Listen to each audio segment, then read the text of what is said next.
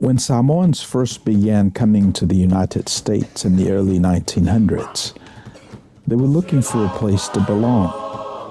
They found home with family, and as those family circles grew, they found it again with their churches. Over time, as Samoans became part of life in America, many found themselves living between two cultures, connected to both, yet not fully at home in either. This place, Manuia, offers a place to land, a place to breathe, and a place to belong. Second Samoa is your home away from home. Salo ole wata anga ia tui ina vaenga lona whao o mata o wha tala noina ele ni taia ole ua te ala sifuru mare lua ia e pe e te lea ia ni vaenga fo ila e te tau ona pai ai oi o te le mai loa la po la le muta anga o pe koe wha awau se isi a whi tūla pe au mātu le nei session foi pe o pala le maa le pala le tala ona so finala it makes sense now ka kure ia kuia wha pēnā pia a matai ia ka whatandoanga lona whānena I upo le tunu ia ale manatu au tua misi ia ina ia pa ia le ta whaasoa pia la langa mai mena tutupua nei lau ele o Samoa ia ai ina ia o ufo ia se manatu I meo le atururu e sa ili ni tau mawha whaare mawha whauone se tala mai le avei lau sunga le nā tūra o ani vaenga e te ono o maia mai le nā muangangana pala le maa le pananta O se ala ngā upua lewa na soifua ma o lai o tātou tangata. Ele ngata fo lai o tātou fo tupulanga. Ia o tupulanga mua. Le ngata fo ina ua tu pepala tātou ngangana ina o mai missionale. Te mina tole mea le sa tu talinga e o tātou mātua matua e pala le maa. Ai le pala le tala. Ia wa tu ulai le lalo langi o physics ma silicon. O tātou ilo le mo'i te leo le melna. A tu mai fo ilm ta upsili. Ia o le a tātou te ola I le tala. Tala I le lofa malanga le leo le tua maila male amatanga. Liu tino tangata ai lo nalo Yesu Kiriso. Ia le o tātou fatu ia kalesia. So le se maala le melena. Ia o le tala. So po ala ni maana ia I nā tupulanga I Jerusalema, Nasareta, Betelehema, Samoa. Ia o te manatu o pala umana maa. Ale ai alu ale tala. Po wasuia fo ina maa. Ia wa o maa made of atoms.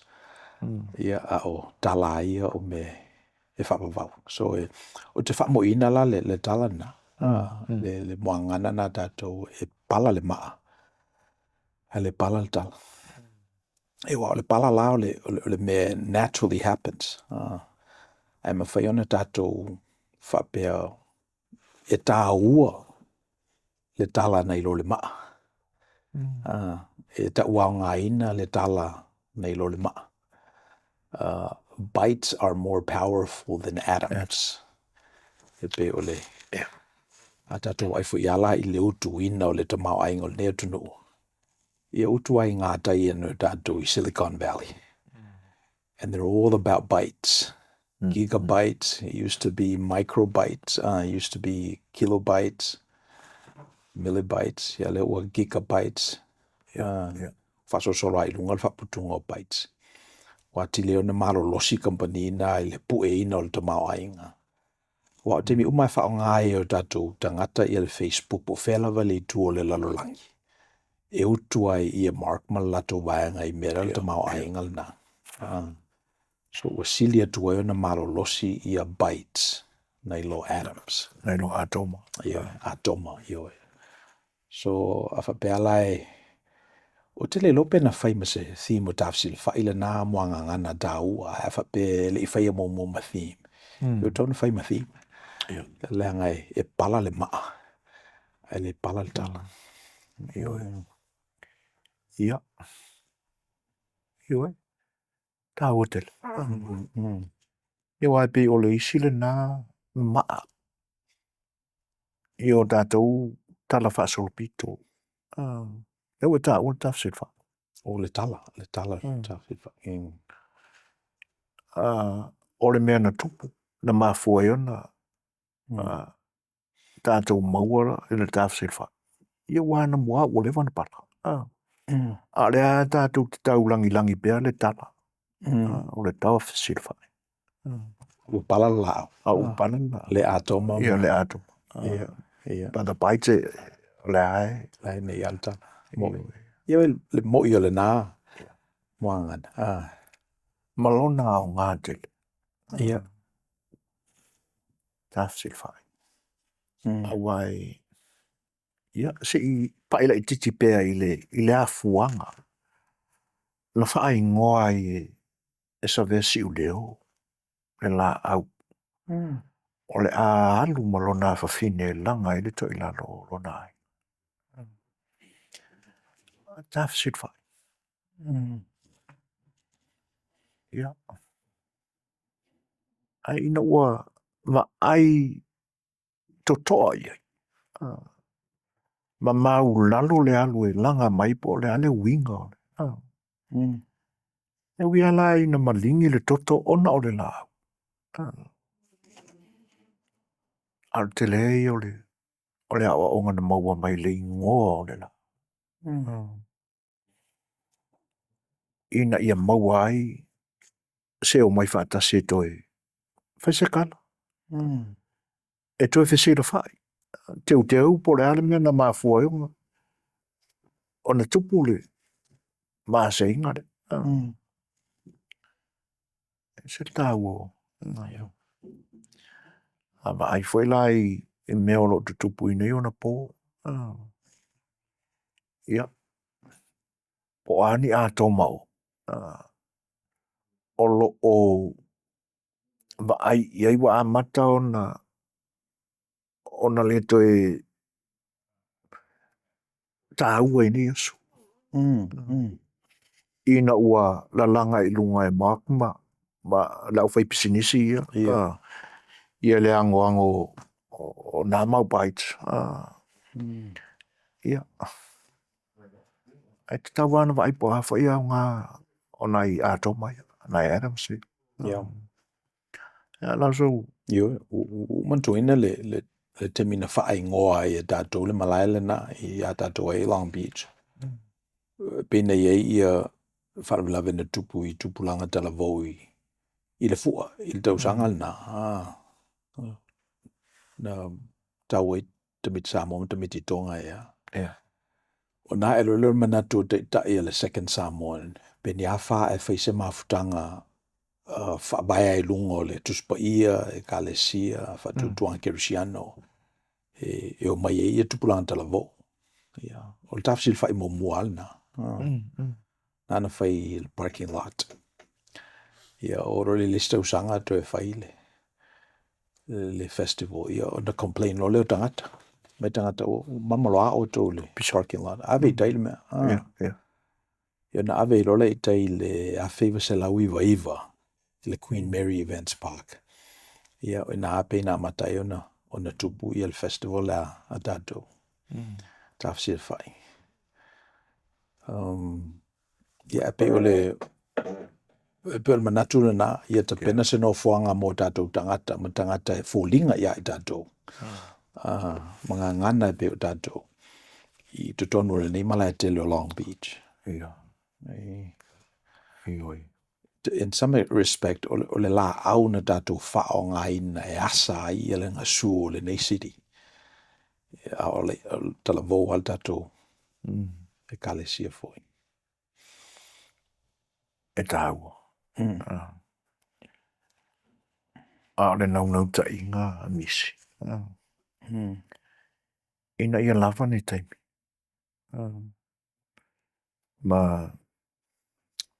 Maua le losi, e le ngata o tino, le mawhauwhau. O me whainga ta pena. Yeah. Ia, mako koang kai e. Yeah. He o man tuai whai ia, tam whainga nai ali na amata le. Le whamana tui no fu ala tātou atanu. O mātu ia, I la tau whaina la fua ina le langona le. Tō whalai pe o I la tau na o te o. Manisi. Ian mau vitala na yesi ali le o teo au maa. Ina aso. Ia, ona tūla I meile si ali o pele whale tongo. Pe o langona ia. Ina ia mawhai o na whaamau popo mai o tātou tangata. E bese ila o le mafu o le whalangolonga tupe o ina le na tupo le vevesi. Le nā e lola se manatu I lau sunga ma. Tai whai le ekalesia le Second Samoan Church. I le nā mai tau.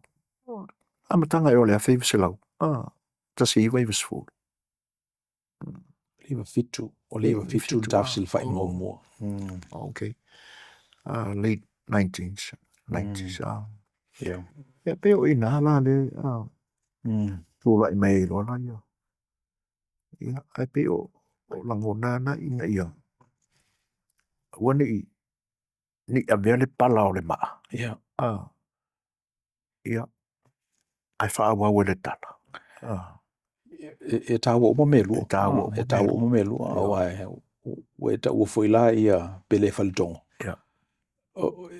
O le tala o te manduina na whai e pele ia te au. E winga o tātou tunu. Whamai e ese al tātou tunu. Whai atu nei la a whai le saonga lus furu tā la. E turi male itu. Ia. E le maua lus furu tā la tangata. A whatu e sao mai toru pauna. Ue tole apa e sidia ne lus furu tā la le nona tau. E maua u mā toru pauna tangata. Wo mana tua lal tala na ona o toru pauna o atoms. Ia. Haole mele le tupe. Ia. Ia. E le sona tino. O le me utu ia I le afu o le tunu. So o lili whata tau ia maa. E le io o tātou I se tūlanga where e whata aua e tātou tala. Ona e le pala. Ia e tau tua penga e tātou maa. Ona e pala. So mena o mantua ina ile. I tala na pele. Loa, na swafa ia loa. Ia. I ron teimi muli muli. A lesia ma agreement na whai ma loa. Au nofo mai fo I ele fua. E whapela o tala se mua mua tafsi le whai. I ona mwhai ele o fua. Ia sa masani ala I ele tafsi le whai ona tuu I le vaso mua mua o le masina. I ona sa ole le fua I tua. Ia whai au so sofa mai a wha elele I le fua. Ia. Ia ona roso le tafsi le whai le vaso lon todo le masina. Ele ni siake mawai. Ia e sa whai I le fua il vaso mo mor masina e tele siake mawai. So ia sa mana ia le ma relationship foi but wale sin na me o tafsi le whai. E tala noa tangata e lua. Io e manatu ese. Pa ia re tasi ala la aunga o le au mai whaatasi o tātou community ma build tātou I nei wale to tele. So nai mea nawa mantua ina ile. Tafsi le whai mal pale whengai male fua. O le tā ua le nao. O tātai mi inei misi. E tala noa I ei vaenga. Wa o lela ua langa la le manatu nana. A wa sila te toa iai i le maangana. E pei ua whaalea o ngā ina i le maangana le maa. E nā lai maa fua o na amata e pala. E pei o le o tele a taimi o tele fwoi manatu. I o nā lia li mai lea. Le kau whi kā ua uma. Awa ne i tu ua na o le si lungo o scale. Aua le alo i tu tasia i ala tātou sā. E wā me mo e tā minu minu. Se me mo. So mind you, i le me fōlea a physics, scientisi, the quantum mechanics. E whana atua le leiso i le maa. O le ngā le mulemu le mea. E le malo e peo na malo ai. E whana atu le atom. So le ia li e le o malo lo le mea. O le ngā le mulemu. E peo se tala whaere, fe tali ia ele meni o le atom. Untu ina tala whai salamo e pese mai e le tae au vi inga. O le la langa i le fiafi ia. Ia le malu o lau o fio. O le mena o mawau fau iai. So even the maa, o le nai e le tala le nai e tanu o i lalo. Afa pea lai matala le mawau fau o le tangata. Ia, o nei loa le o le lofo le tua, le mawalunga o rana finangalo. Ia malana misterio e fato afa ali mea le tangata e teimi e te tawai. Ia. Ai whai mai whai ar whetale ngā Yesu. Ai masar saro pea di se fwoi ngā e mwhainga. Alanga mai le maare. Ia. Pea e le alanga. Pea e le alanga. Ioi. Ioi. Ioi. Ulma kua quantum mechanics a e le li. Ioi. Quantum physics. A le tā ua le na. Ia. Wai mo i fwoi lea ta mai whātu whatu o nei o tātou tama. Na whatu ina upui. Ia. Ai ma eu fwoi ala la tō whaonga ina le. O le mosungu sunga le anganga o le atua e wina o la tō le loina. Ia. O whano atu la o la tō teimi. A o le a e whaawau mai. A la tō tala sa whai. Ia vi ia le li. Mo ila. Ai. E re manatua. O tā paia i mea ia. Ia. O le langa i lungo o langona. Ia. E pe ona e whaawau ina ia. E se manatu. E a mai se isi vaenga o. E tūleia to the Second Samoan Church. Ina ia mauala se toa file mu o kupulanga awani tue bebes. Ia. Ai maari e voila lau sa unuanga i. Ina i fe matea inga voi o rua paits ma sia wo. Tō wha maari e voi ni se tau i toi ina o toi a uotu wafa ia. Ai mo mea o atom ma. Le fina wa i ma paits la ia. Ioi. Ioi ai. Amai se. Whala e aunga nau sunga tati. Whae wina i le. Ioi. E pe o le whanau nonga lava o le tapena ina o le malaele nei. Ina ia mawai se inati mo tupulanga tala vau o le tato tunu. O lam whanau i nei. So e pe o le whanau nonga na. So le alawa amata o na pae i golf balls te tele whai e alu tono le whangu. Lo mata na pae i tō whamanino. Maa te tele e pito i tonu. Ia ona oro le teimia mai e ni nai pebbles, a mai ni nai o neone. E masa saa i ele vai. Ina ia sui tui ia la tatou i nati mo tupulanga tala vau. So lau tatalo ia mau pelo malosi so ia mau fo ele ne e kalesia ia ni wharumanga whale tino ma whale anganga.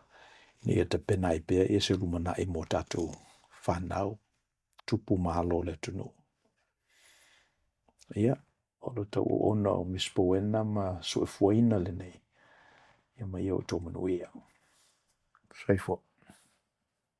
Thank you for spending time with us. If you found this content helpful, please like the video, share it with others, and subscribe to the channel so we can continue bringing these insights directly to you. Ia o tō Manuia.